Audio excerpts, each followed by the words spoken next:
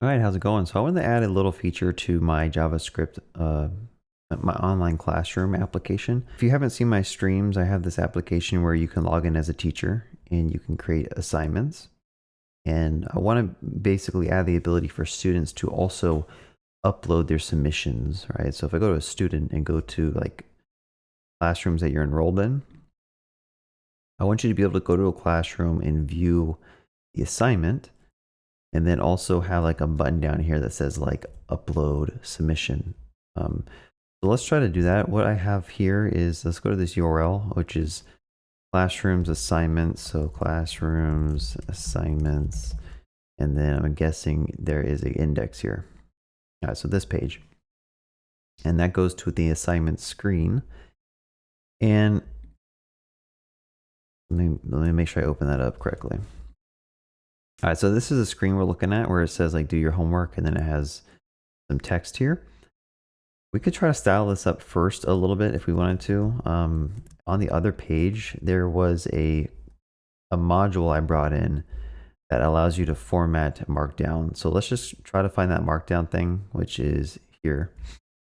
And we want to basically use that to format the description. So I'm going to go ahead and copy this whole Markdown component and then auto import that. And I'll do this instead. So now hopefully the component should be kind of styled a little bit better in terms of the markdown. It's still not properly styled because I forgot to wrap it in a div with a markdown class. So let me do that. I'll put this in a div, and I am styling the markdown using a global styling here. So like you can see all the H1s and the A tags and the LIs or whatever. They're all styled with this markdown class.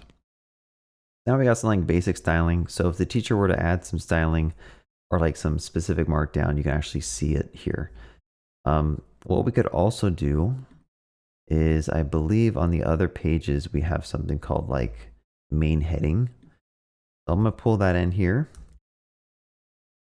like so, and make sure that I pass in the name here.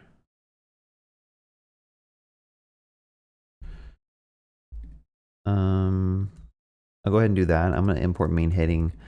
We don't need a button on it yet. We don't need a badge. Actually, let's keep the badge. And we're going to have some other stuff as well that's very similar to the edit assignment. So like we have a formatted date here. So I'm going to pull that in.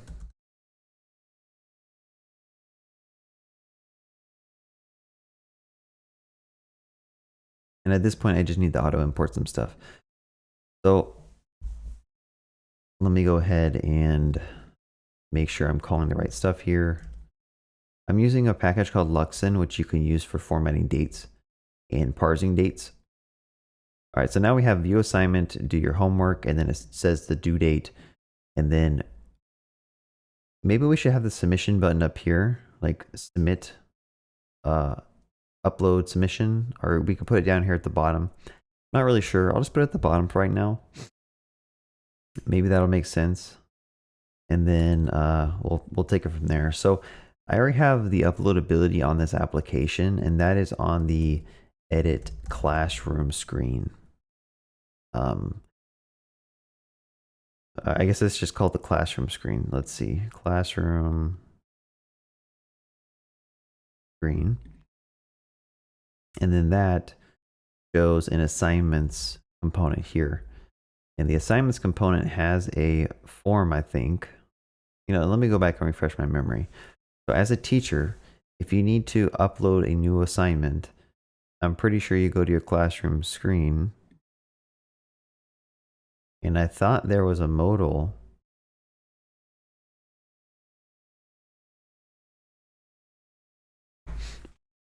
Actually, I'm thinking about this all wrong. So on the assignment page, there's an edit assignment page, and there is a way to add attachments. So let's go to the edit assignment page and let's find attachments. So there is an input somewhere here. There's a form with a div wrapping it. So I'm going to grab this whole thing, and at some point we should probably come back and dry this up because I think we're going to have very similar functionality on both pages. I'm going to paste that in so that we can have access to that form. And then of course we're going to have to like bring in a couple of things. to get this to work. So the first thing I'm going to bring in is a function for uploading the image and on file change. And what these things do is when you submit the file, it sends it to S3 and it saves it. And then also we have some things over here that we're going to need probably. So let's just go ahead and grab those.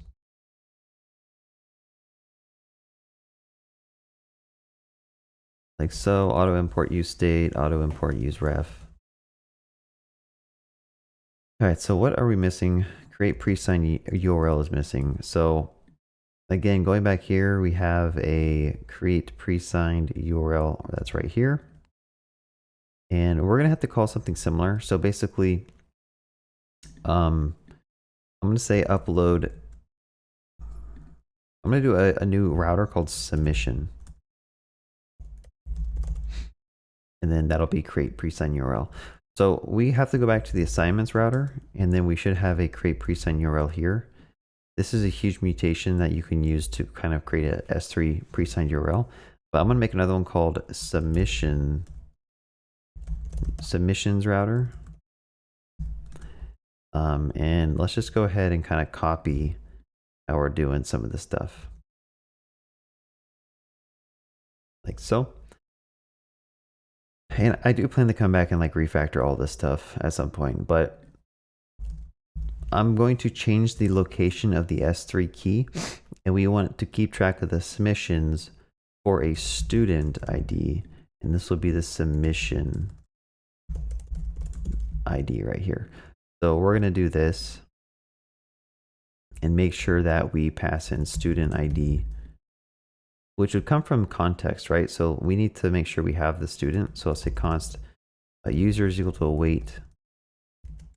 Actually, I think this could just be context session user ID. And this could be user.id down here. And then this could be submission ID.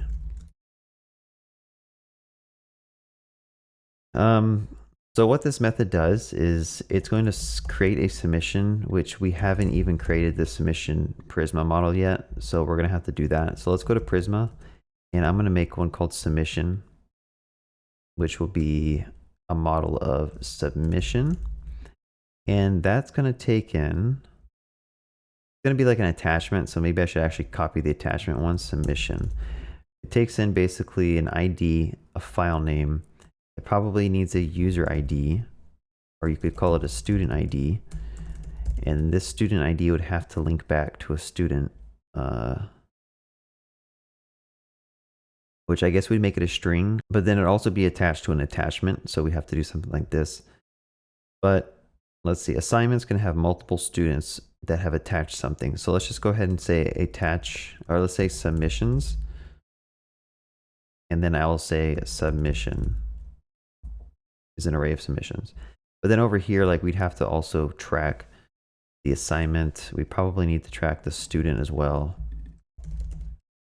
which I guess I could say like student relation fields, student ID, references the ID of the student, and then on delete could also be a cascade. Okay.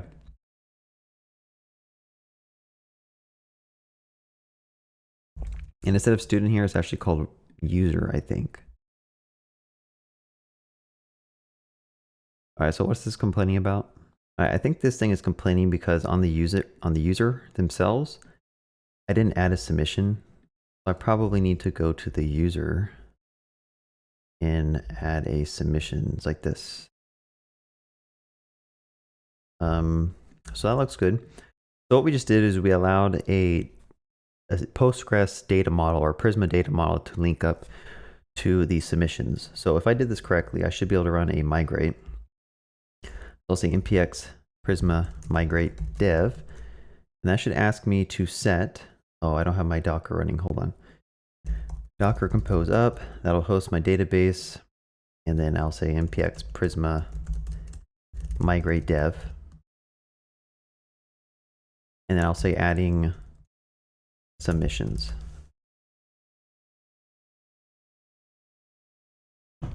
Okay, so if we did that correctly, what we should get now in the submission router is we should have access to the submission data model, and I can create new submissions. And this is complaining because it needs a student ID, which would come from user. I need to make sure I pull the user up and make sure I pass in user.id here. Actually, I could just call this student ID. How about that? And we'll do that. But then it also needs like an assignment. So I should probably get the assignment ID from the input, like so. So now we're creating a submission that's linking the student's file to an actual like assignment. And we can use that by basically passing in the submission ID here and then the student ID. Because I have this method called get object key, which basically takes the student ID and the submission ID, and it's going to create a unique key and store that in an S3 bucket. The S3 bucket is here, online classroom uploads. I don't know why this is hard coded. I thought I fixed that, but at the very least, we should have the ability for someone to upload a new submission. But I have to also set up the router here. So I'm going to go ahead and just make another one called submission, and then I will say submission router. And I don't know if I export that one anywhere. Let me make sure I name this correctly. And then for bucket name, this should probably be placed here instead of hard coded. You know what? Let me go ahead and I'm not sure what the correct key this should be for this. I mean, do we want the assignment ID in here as well? Would that make sense?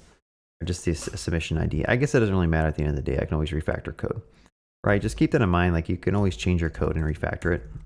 So don't get too caught up on if you're doing something too wrong or too correct, because it's code. You can change it, right?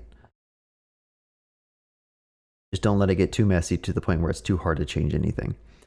So now on the front end, we have this input here, upload attachment. So I'm going to change this to upload assignment, or yeah, I'll just say upload assignment. And why is this not refreshing? I'm on the wrong page, that's why. Wait, am I? Assignment screen. Okay, first of all, let's auto import the button and the variant. Upload assignment.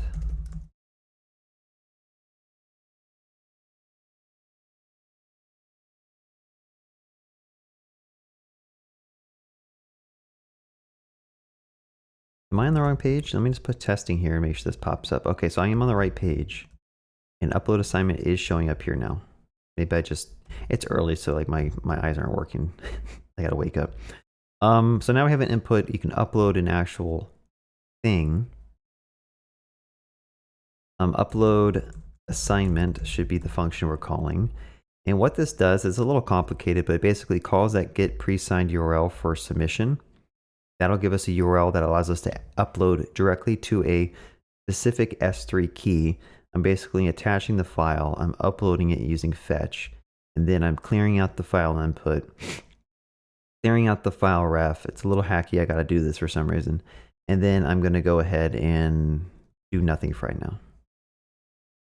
So if I have this all correct, I should be able to spin up npx Prisma Studio. And I should have a submissions model. Okay, so I can go here, I got submissions. What I'm going to do is I'm going to try to upload a submission. So let's just select something really basic from my workspace. Maybe go to like this project and select a JSON file. So now we got the JSON file. Let's just go ahead and go to my console in case we get any errors or anything. And I'm going to click upload. And that cleared out the input. It didn't display any user feedback, but that might be okay. Let's just refresh the page. And we got a submission here. So this is our submission. And maybe what we should do is like check to see if you've already submitted an assignment. Get rid of this and just like change it. Say you have submitted on a certain date, or you submitted at, you've already submitted this. And then maybe hide the button here too. At some point, you want to be able to allow the users to come back and re-upload a new submission if they uploaded something bad, maybe. But at the very least, let's just try getting that working. So if we were to go back to this page, we have to dynamically change this badge based on if they submitted or not. So how do we get that information? Well, we'd have to basically go and create a new submissions router query that's probably called like Git submission. And I'm going to go ahead and just grab the input in the resolve here, like so. And this is going to take an assignment ID, or sorry, a submission ID. And no, let's just do an assignment ID.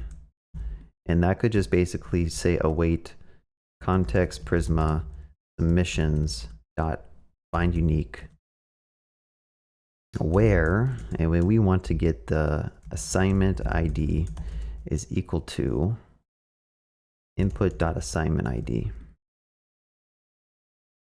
But I think we're going to have to do like a find mini maybe, because there could be multiple things. So I'm going to go over here and say find mini. Actually, I'm going to say find first. And then I'm going to find the first submission that belongs to student ID of. Now here's where we're going to have to go and grab this from context. So let's just go ahead and pull that in. So grab the first submission that belongs to this assignment that belongs to this user too. And then this should be in a submission. And I'm going to return that. All right, does that make sense? This is like a live coding, so I'm not really doing like, I'm not trying to really explain a lot of what I'm doing. I'm just doing it. Because I just want to kind of add features, and like the more I have to talk about everything I do, the slower it takes to actually add these features. And I know I have a YouTube channel that's trying to teach and explain, but at the same time, I just want to code sometimes. So if I'm going too fast, I mean, there's other videos on my channel that probably explain a lot of what I'm doing. Maybe there's not. I don't recall at this point. But on the actual assignment screen, we want to get the submission by the assignment ID, and the student ID will already be set, so we don't need to pass that in as input. Okay, this takes an assignment ID, and we are passing in the assignment ID. So I'm going to go ahead and say like submission query. So when this page loads, we're going to get any submissions that the student has done. And if they haven't done one, then we are going to go ahead and just show this badge. So I'm going to go like this. I'm going to say data. If data exists, then we could do a ternary, display one badge. Let me copy this, and we're going to change it up a little bit. And the variant for a badge could be primary submitted. Like so, and then I'm going to go ahead and fall back. Okay, does that make sense? So I don't have a primary here, so let's go and add a primary, and then let's color the primary. So I'm using Tailwind CSS to color some stuff. So I do want to just make sure that instead of red, I'm going to make it green. And in fact, I'm going to call this one success, not primary. I'll call it success. Go ahead and go back to this page, make that success. And now if we actually have submission data, it should say submitted, and I should probably hide this thing too down here, which at this point, I'm going to go ahead and make a derived called is submission submitted is equal to this. I'll just do a double not to make it true and false. And I'm going to go ahead and just use that derived so it's a little bit easier to understand instead of having like this weird optional chaining ternary thing going on. And then for the form, I'm going to go ahead and hide the entire form if it's not submitted. So if it is not submitted, actually, I'll just display the form if it's not submitted. So let's just go ahead and do this, and I will just hide it. So if it's already been submitted, then show it. All right, so now you've already submitted your assignment. You're done. You can't submit it again. There's a little flash that happened. We can try to fix that later.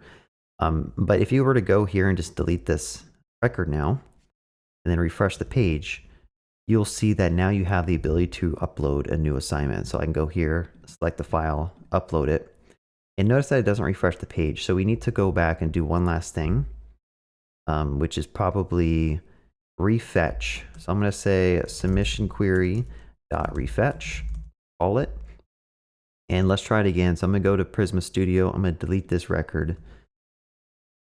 And then I'm going to go ahead and just upload an assignment. And I'm gonna click upload. And now it says submitted. So now I can actually go to my assignments and I can submit my homework assignments. And at some point, the teacher should be able to come through, read it, grade it, and submit a grade for the assignments. That's all I want to add in this. That's all I want to add in this video. Just kind of the way I like to work is just keep on adding small pieces of functionality. And then once you have something that resembles more than a prototype, come through a refactor code, maybe add tests in at some point, which we need to do. I forgot this says your mom up here. But yeah, I think that's all we wanted to do in this video. Hope you guys had fun watching me add a new feature to this application. I know I went pretty fast and I didn't explain half of anything I'm doing, but again, this was just, I wanted to get some features done and I figured I'd just record me while I do it. So if you enjoyed watching, give me a thumbs up, subscribe, comment, press the bell icon. Also, feel free to join my Discord if you want to ask me questions directly or get help from anyone else in my community if you're stuck on coding. Actually, and let me just go ahead and commit this. So I'm going to go ahead and say allowing a user to submit or upload submissions to assignments. And again, this is all open source. So if you ever want to go through and like look at my hacky code, feel free to. On my YouTube, it's on my GitHub channel called Online Classroom.